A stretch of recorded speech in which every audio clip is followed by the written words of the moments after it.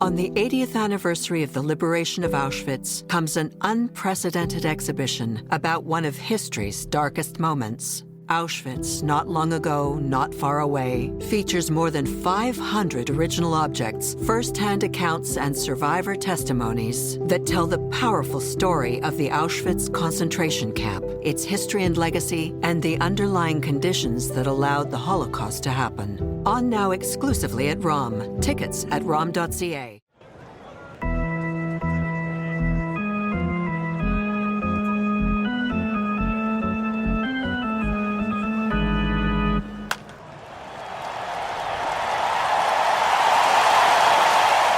Hey everybody, we're the Menschwarmers. I'm Jamie here with my co-host and buddy Gabe. Gabe, how you doing, buddy? You know, I've had a bit of a week. I was telling you this, and you know, before we went on the air, it's unfortunately a Jewish tragedy. Our fridge died, so the fridge does have a Sabbath mode, Sabbath mode, but unfortunately, it went to permanent Sabbath mode and no longer works. So my week has been researching and finding a new fridge. Is this your primary fridge or a primary secondary fridge? Primary fridge. Secondary fridge is now full with everything else. That's tough. But it's our kitchen fridge that we had to replace. And I was actually surprised at how highly advertised the Sabbath mode is on like fridge shopping. That's interesting. I feel like there's no downside to it, even if you're not, Shomer Shabbos or whatever. Like, there still might be some benefit to having that. But I guess there's sure vacation mode. I guess. What does even the Sabbath mode do? Does it basically turn off when you're for that day? So the light doesn't turn on? Exactly. I think it turns off the light and the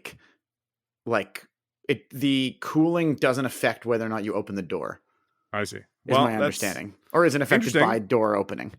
Well, maybe this is like kosher labeling on products that don't need nobody it. Really that nobody really cares about one way or another, and it's just it's easy enough to put it on, like a kosher cracker or something. Mm-hmm. I mean, I guess. Well, anyway, some people might care. Anyways, are you gonna ask me how I'm doing, Gabe? Yes. How are you? Let's go back to you. I'll tell you. I've been up. I've been down. Take my word, my way around. I ain't asking for much. I said, Lord, take me downtown. I'm just looking for some tush. I am quoting, of course, the lyrics from ZZ Top's hit "Tush" to celebrate that the most Jewish play in sports, the Tush Push, is not being banned. It is back for the 2025 We're NFL back season. with some Tush. Do they play the Tush by ZZ Top when they do it? That'd be good. That'd be a good idea. That'd be a good. Sometimes there's like strikeout music. There's not enough like independent sports plays that have their own soundtrack. But Tush by ZZ Top would be a good song. And I will say that in looking into this, I should say that Tush, absolutely a Jewish word. Yes. Comes from Tuchus. No question. It comes from the Hebrew for behind. Anglicized, Americanized, but it is butt. There's no way Tush is not Yiddish for butt. I have a transliteration question for you. Do you spell, when you were like imagining the word Tuchus written out, do you say Tuchus or Tuccus? Oh, good question. I would say Tuch, but transliteration is more art than science, right? Agreed. As is, naming private parts, especially as it comes to Yiddish. But apparently ZZ Top's Tush is not about the Yinglish tush, meaning rear end, or maybe sort of is, but it also is just Southern slang for meaning like set up, plush. To be tush is to be to be in good shape. So unclear if ZZ Top, certainly they appropriated their look. I was about to say, and, do you think about Bart Simpson going to New York and seeing the Hasids? Hey, ZZ Top, you guys rock. That's right. And they go back, we might a little. And AJ Dillon now with the Eagles, who are he's going to be doing some tush pushing. Yeah, I was going to say they're the most the widest users of the tush push, or the most frequent users of the tush push. They now have a Jewish player on which to do it. Not sure how he would factor in necessarily to them. Obviously it's a quarterback going right up the center, right behind the center. So I'm not sure where the running backs come into play there. I think he does some of the pushing, especially as he is a quadzilla. That's true. Very strongly legged man. That's true. So might factor in. I don't know. I sort of feel like the tide is turning on the tush push.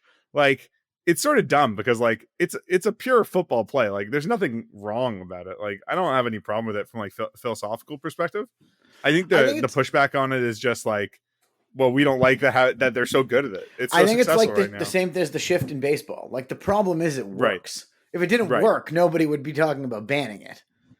I think you're absolutely right. And it's like the answer to the tush push isn't changing the rules. It's the answer to the tush push is like a 400-pound nose tackle who you can just put there and clog up the middle. You know, yes, get better at defending it, and that's just and like absolutely. Speaking of the tush push in the NFL, we are about 3 hours from the announcement of the death of someone who has some Jewish heritage in the NFL. Yeah, and we're talking, of course, about Colts owner Jim Irsay. Just announced that he passed away earlier today at the age of 65. Really unfortunate. He was a guy who had I think interesting and troubled life at times. Like he had issues with drugs and alcohol, substance use under the influence. So I don't know if they said exactly what the reason is for his what the cause of death was, but sad to hear it. He was obviously a pretty bombastic and outspoken guy. And so Irsay was Israel, like that. Yep. Their family name was Israel. His dad was born to Hungarian Jews in Chicago in the 1920s. And apparently Jim didn't know about his dad's Jewish upbringing until he was a teenager. Like it was something that reading about it was like totally from a different era. Cause it was like, reading a 1970s Sports Illustrated profile on Bob Irsay. And it was like, it wasn't like, he's Jewish, but he's secular or whatever. It was like, no, he actively, downplayed his heritage. Had a second wedding with a priest after, a first wedding with a rabbi. Like really, tried to anglicize him, to Americanize, anglicize his name and become a Catholic, I guess. I think also like, being a what's the word? I think it would be like, trying to make your way in Chicago business in, 1945. Sure. Probably like if you weren't in the schmutta business or maybe in the like tin business, you probably had to pretend not to be Jewish in order to be taken seriously in a lot of business settings. And I think, Bob Irsay made himself hundreds of millions of dollars. What's also interesting, by the way, is but what's interesting is he actually bought the Indianapolis Colts from a very proud Jew, Carol Rosenblum. Yeah, that's right. I think they traded the Rams and the Colts at the time, right? They traded owners. So that's what I was going to say. Like the NFL ownership has always been a relatively Jewish group, like Rosenblum, Medell. There's always been Al Davis.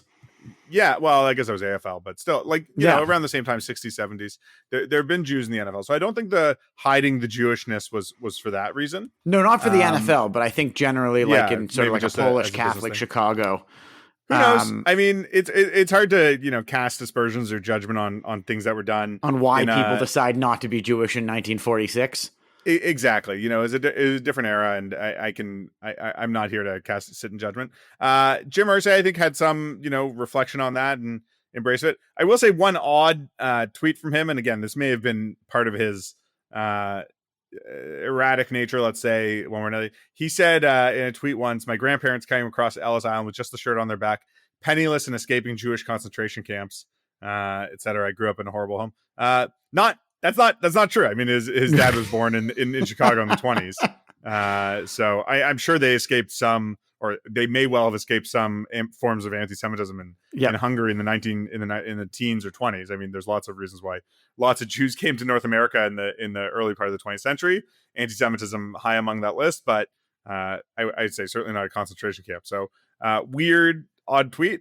But that was part of his legacy. And Jim Irsay was also one of the great guitar collectors of really of all time. And he's quite, not only that, he was quite like generous with the guitars. He famously owns a bunch of Jerry Garcia's guitars. He owns Tiger. Yeah, and he loaned it to John Mayer to play on Dead and Company tours. He has Bob Dylan's first electric, like the Newport Folk Festival electric guitar he bought from Bob Dylan. And I think that, his collection is largely in the Rock and Roll Hall of Fame. It's travels around. It's often in the Met. He also owns the original scroll of On the Road. Right. Which is I remember when he bought that ages ago. It was like a record setting auction. He's just bought like a bunch of cool stuff. But yeah, it's so the Bob Dylan guitar is currently at the Met. So he likes to show all of these, a lot. Similarly, he has Nirvana's Kurt Cobain's guitars that are, it's at the Seattle Pop Museum. What I think is also very, very interesting, in all of the things he's owned, he plays the famous guitars all over America with himself. He played guitar, and he would just which I guess makes sense if you own these $1 million guitars. I gotta say, if I was a billionaire, last thing on my list would be owning random junk like that. Not junk. Okay. Owning these relics of history would have no meaning. It's just a guitar. But that's how he spent it. It wasn't the worst way. It's pretty. It wasn't cool. the worst way he spent. It wasn't the worst way he spent his money. No. It's one. There's a lot of Jewish connections here. We talked about this. I know this is quite not Jewish, but what I think is one of the most interesting things in the Jim Irsay collection is, as a recovering addict, he found at auction and bought the like the cocktail napkin on which a guy wrote the 12 steps. Wow. So like the original notes that became the 12-step program were like a key part of Jim Irsay's collection. Like, I think if you were sort of the son of a billionaire who owned a football team and decided to be a bon vivant, I think buying like all of the American ephemera would be a pretty good collection to have. Like, it's not just guitars and famous novels. It's also like, oh yeah, I'm going to buy this, like the Scarecrow costume from Wizard of Oz because it's interesting to me. So, we've lost a real character. Other, famously appeared on a Jewish writer, Michael Schur's show, Parks and Recreation. So there's some more connections there. So, RIP to Jim. Let's move on to some better Jewish sports news, but let's stay in the state of Indianapolis because there was some history making at the Indy 500 polling. Is it correct to say polling? So it's qualifying. It is qualifying. Okay, if you're first. So this is going to be the part where you explain to me racing. Yes. Because of any sport that I like, even the most tangential connection with, like I can watch like bowls and darts and snooker and like any the most esoteric thing. Racing just doesn't. I can't get into it. It doesn't do it for me. So let me hear about some racing and what happened. Couple of different kinds of racing. I'm sure F1 is having its moment. We talk about Lance Stroll and F1. That is incredibly powerful cars going on really complicated tracks. They have certain turns and all this and that. Robert Shwartzman came for that world. For 3 years, he was the backup driver for Ferrari. He could never like crack the real team, but he was like, if somebody got hurt who raced in a Ferrari, Robert Shwartzman was the next guy up. And Ferrari is usually one of the better teams. Yes. Traditionally, I think they're one of the best ever. Enzo Ferrari, from what I understand, not a huge fan of the Jews, but the current, Italian 1940s, et cetera, but the current, regime seems to be okay with Robert Shwartzman. However, he didn't make the joke. Whoever Il Duce is of Ferrari now doesn't, thinks it's fine. But so he couldn't really make his way in Ferrari right now. So we decided to race in Indy, which is sort of the next highest level of racing in the world. But it's in North America. Yeah. And is Indy just America? Yes. Or just in North Canada, America? just North America. I think there's one in Mexico now. And Formula One is like globetrotting, like Monaco, whatever. Yeah, it's glamorous. Richard Mille watches and Ray-Ban sunglasses, et cetera, et cetera. Okay. And that's where, Lance Stroll, the Stroll family, the Strulovich family, owns a team. But so the second level is Indy. Indy has been in North America a lot, and therefore it's got a rich Jewish history, including the Indy 500, which we'll get to in a minute. But Indy racing is mixed. It is a mix of road courses, just like the F1, where they go through turns and they have to learn the map or whatever. Like the Toronto Indy race is more curvy, I think. Yes, it's on the city streets, as they say. Yeah. That's sort of a big thing. Whereas the Indy 500 is 500 laps of a 1 mile track. No, it's got to be bigger than that. I've seen that. Track must be bigger than a maybe than a mile, it's less than more than 1 mile and 500 laps. I don't remember, but it is 500 oval, miles. Right? It is exactly it's 500 miles of an oval, like NASCAR. Yes, but in a really, really fast car. Is that in it? So is that the idea? Yes, Indy cars, and especially on Indianapolis Motor Speedway, tend to go faster than even Formula One cars. Oh, and for the Indy 500, qualifying is a mix of both your fastest time and laps and just how fast you can get the car to go. Like if you are willing to drive faster, you will go higher. You will qualify higher. So yeah, it is not necessarily one of the most dangerous races in the world, but it's probably the fastest race in the world still. Maybe MotoGP has some faster ones. But it is an incredibly fast race. For the it's 2.5 miles. There it is. It's exactly 2.5 miles. So 200 laps of that. 200 laps of 200 miles. It's been around for 115 years or whatever. 400,000 seats it has now. But oval racing, generally speaking, is an endurance sport. It's not like who can focus and race the fastest in this little area. It is like who can last going at the absolute fastest for 3 straight hours. I see. F1 races tend to be about 80 minutes long and they're incredibly draining. This is like a grind like nothing else.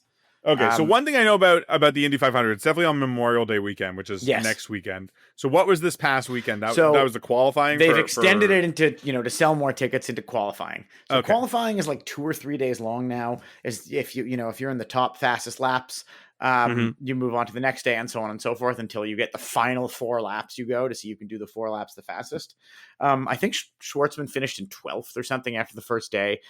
He's also on a new team, like a team that didn't exist last year. So nobody knew how good their car would be because whether or not you have to build the car is part of the game. But he drove the fastest of every other person trying for this. So I think there's 33 people every year. And of the 50 or so who try and qualify, he was the fastest of all of them. He's the first rookie in over 40 years to be on pole, the first Jew to be on pole, I think since the 1950s. He would not be the first Jewish person to win.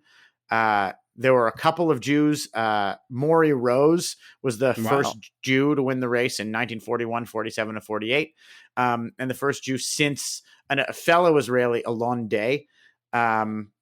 So it's been, there's a small Jewish history in North American motor racing. But he is the first in a long time and absolutely the best chance in 70 years as our people have winning.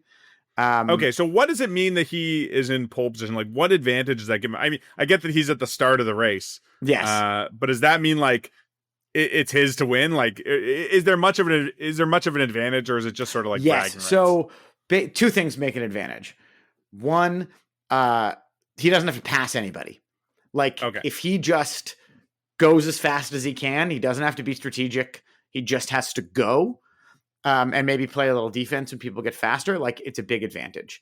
Another big advantage is that, and I mean, we're getting into like the technical physics of it here, but if you don't have anyone in front of you, they have what's called clean air, which means there's no, like, if a car is in front of you, there's slipstreams and it affects how fast your car can go. And if you try and move around them, your car can jolt around and stuff because of drag and where air is as well. If your car is getting exhaust from another car, it has to work a little bit harder. I see, because it has dirtier air that it's taking dirtier air. So clean air is both of those things. So not having that is a really big advantage because your car can last a little bit longer at full speed and maybe have a little less of a pit stop, because it's an endurance race. There's 5 or 6 pit stops, and you're averaging, I think it's like 285 miles an hour is the average. So you're going, 380, 400 kilometers an hour at certain points just for 3 straight hours. It is unbelievably fast. I think he might be the fastest Jew ever on land. I don't know if a Jewish person has traveled so fast. But it's sort of a remarkable thing. It's also a pretty big story because just overall in independent racing, or in racing this year, is that it's been 40 years since a rookie has won pole in the Indy 500. So Right. it's It's a an huge important thing to advantage. mention as well. Robert Schwartzman was born in 1999. He is 25 years old. Like he is, I mean, as you said, like he was in the sort of, not the minor leagues, but like, Yeah, he was like an on the F1 bench. prospect for a long time. Yeah. Right. And now he is sort of starting his career as an elite driver, and, Yep. with this new team. I guess As a the starter. fact that his car, He's found a starting right. job. I guess the fact that his car went so fast during qualifying is indicative of the fact that it can go really fast, like in the race. So maybe they built a good one. I don't know exactly how that works. It's a mix of the driver and the car. You also have to have a driver who's like willing to drive for 285 kilometers an hour for 4 straight laps. Like not everyone is. That's like the higher you get, like they say, even like the second best drivers in the world compared to the best drivers in the world, like aren't willing to go as fast. Like it's just, a little mix of fear.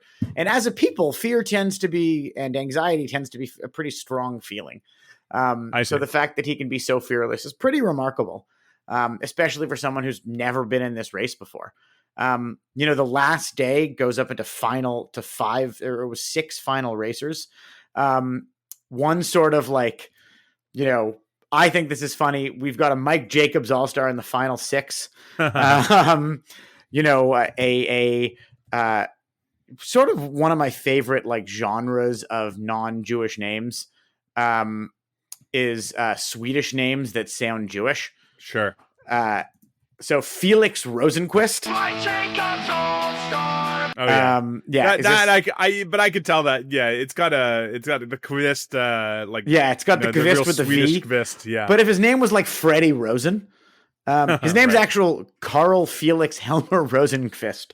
But yes, if his name was like Cal Rosen, which is also, Cal Rosen is a guy who played for the Leafs for a while, who was also Swedish. But you see like there could be something. So he also finished pretty high up. But if Schwartzman wins, it would be a huge deal for a rookie to win the Indy 500. It hasn't happened in a very long time. And is like considered one of the crown jewels of the global racing calendar. So it's pretty cool in that sense. So I would think of it, if you're looking for an angle on it, it is an endurance sport. You do not have to watch the whole race. Just watch the highlights or like have it on in the background for 4 hours. And that's why they sort of spread it out to a weekend. The excitement is that final 6 of 6 guys trying to just see who could hit the fastest speed. And that's like pretty exciting television. And now on Memorial Day weekend, you've got this race that's been going on for, I guess, 120 years now. Cool. Well, you know what? You explained it to me. I'm sold. I will always root for a Jew, especially one with a good chance of winning. So good luck to Robert Schwartzman. And we'll check in next time on how he's doing on this IndyCar series. Maybe we can catch up with him when he's in Toronto. I think, assuming he's in Toronto. That's true. That's a good thing for our producer Mike to look at. If you can get us paddock passes to the Indy, that's actually a legitimate story here. Yep. Anywho, let's take a quick break before we move on to what else is going on in the world of Jewish sports. Sounds good.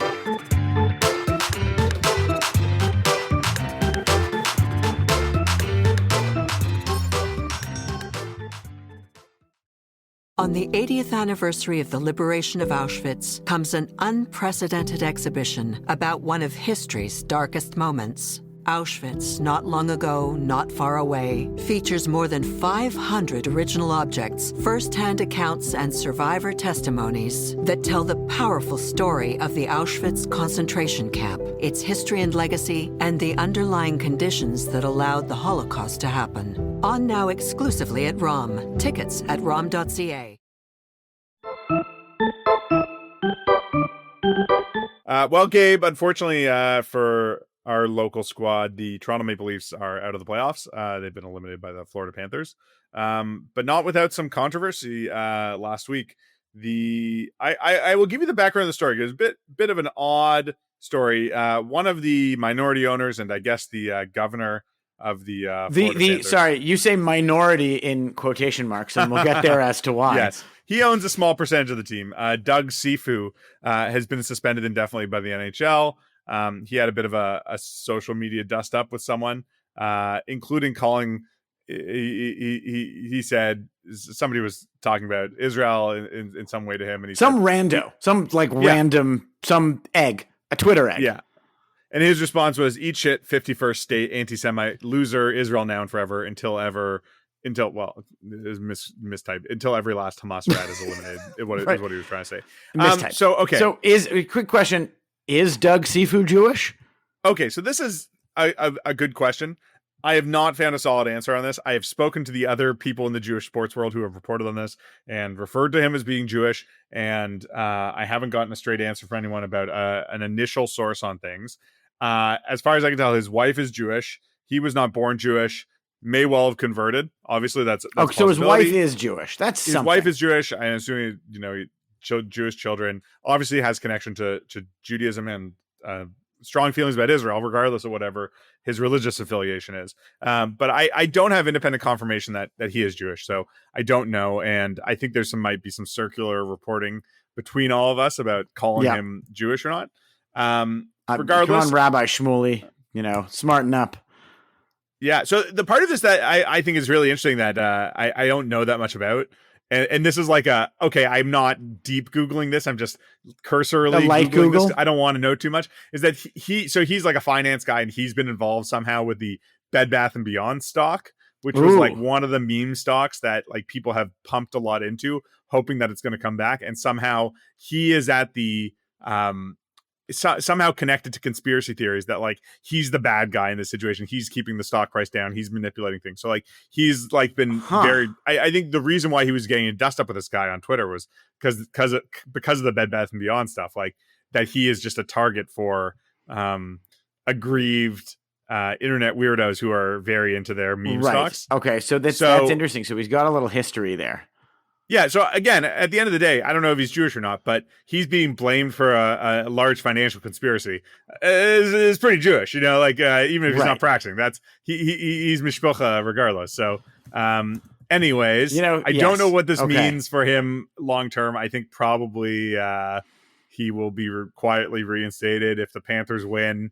I'm sure he'll be, it's like there's a limit to what the NHL can do. He owns a portion of the team. Like they're probably not going to force him to sell his shares or anything like that. Maybe he doesn't get to be he doesn't get to be governor or he doesn't get to hang out on the ice when they raise the cup or if they raise the cup in a couple of weeks. But interesting story. I guess we'll see if anything else comes of it. Obviously people were divided about this. And I think, being a jerk about Canada and saying 51st date is not something I'm supporting or defending. It's a little annoying. I think if you want to engage with people online about Israel, you do so at your own peril. That's like you need to know the stakes of doing that, and just you're going to have a annoying experience one way regardless, unless you're in a extremely like-minded group. So I don't know. I don't really, we post things about Israel sports teams doing well and don't have any pushback, it seems, but that's the extent of what I'm willing to do. Yes, right. Yeah, exactly. That's we have a no politics policy. Speaking of which, let's talk about the Israel walk this weekend. We actually should. We should talk about the walk for Israel this weekend because we have a plug to do. A note for your calendar. This coming Sunday, May 25th, the CJN Daily and our colleagues from the rest of the team of the Canadian Jewish News will be participating once again in the 2025 UJA Walk for Israel. I will be there with my family, and if you see me on the walk, feel free to say hi. After the walk, don't miss the CJN booth inside the festival grounds and the after party. Come by and say hello. Be giving out copies of Scribe Quarterly and some other stuff as well. In case that wasn't enough, we're going to have a contest. So we're giving away 3 cash prizes of $500 to people who sign up for the CJN Quarterly at the walk.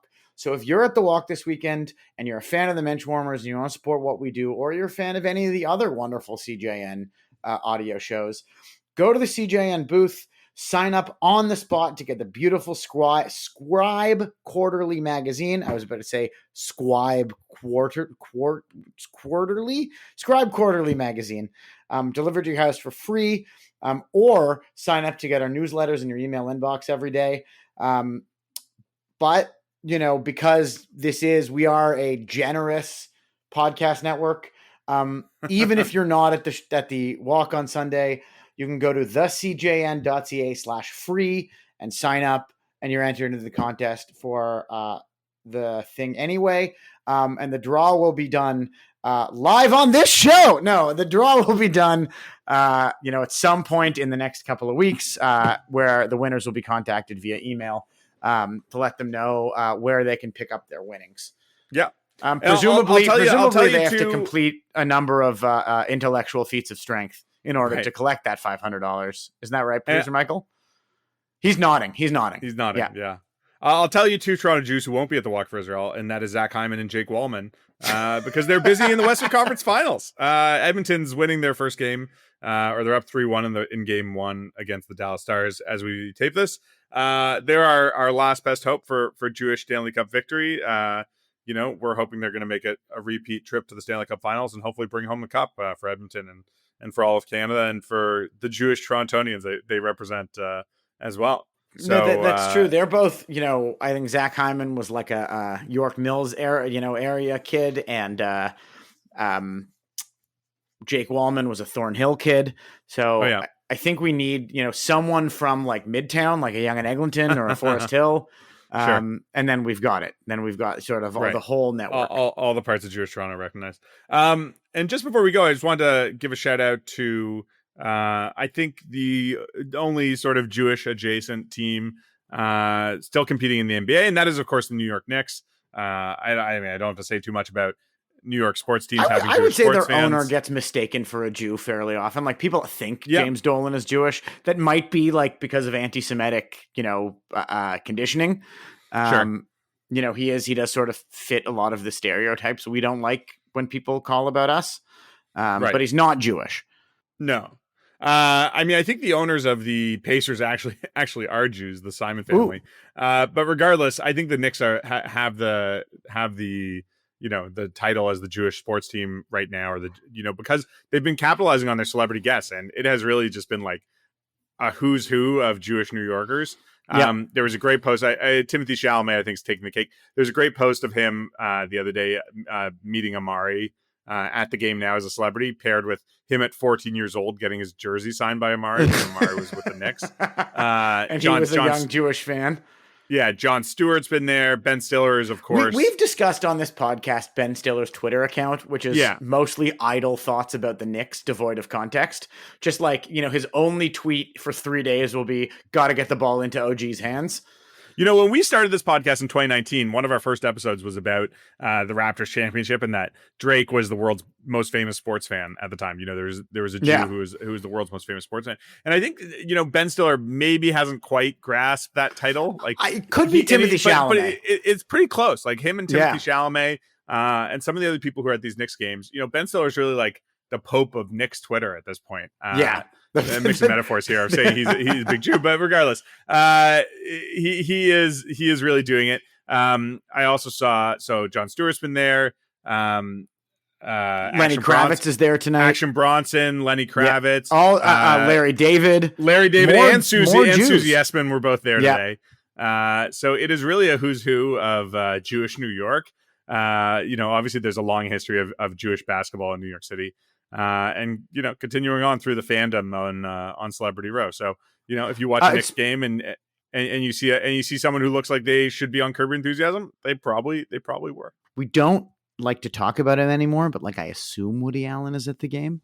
I assume. Good question. I don't know. I mean, obviously, the Knicks have done like cutting edge stuff of facial recognition to stop people they don't want coming to games.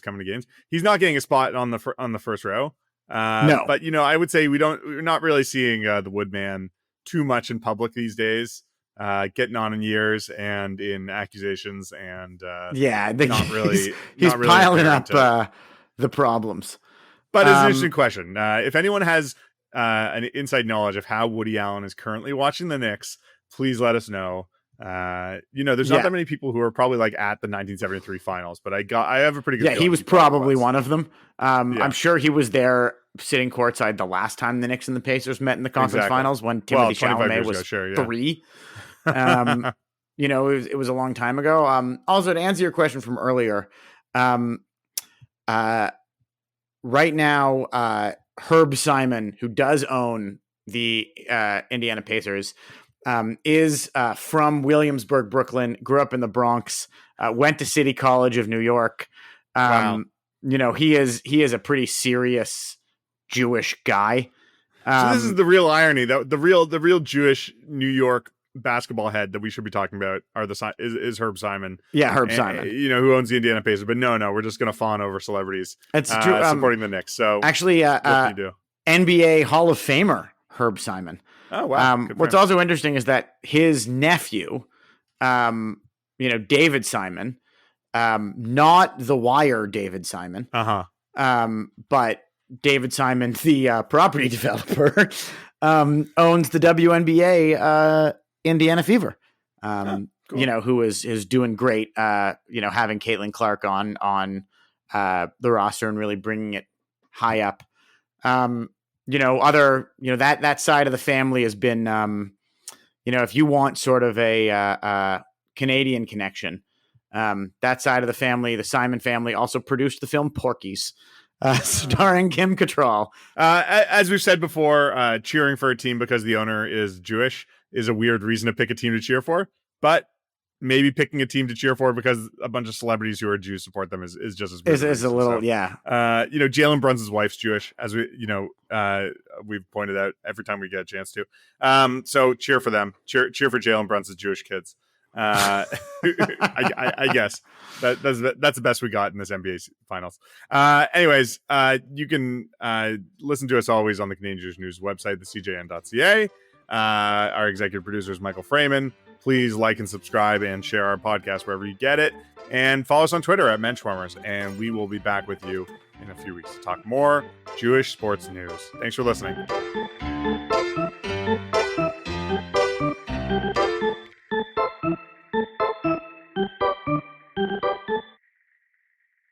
On the 80th anniversary of the liberation of Auschwitz comes an unprecedented exhibition about one of history's darkest moments. Auschwitz, Not Long Ago, Not Far Away, features more than 500 original objects, first-hand accounts, and survivor testimonies that tell the powerful story of the Auschwitz concentration camp, its history and legacy, and the underlying conditions that allowed the Holocaust to happen. On now exclusively at ROM. Tickets at rom.ca.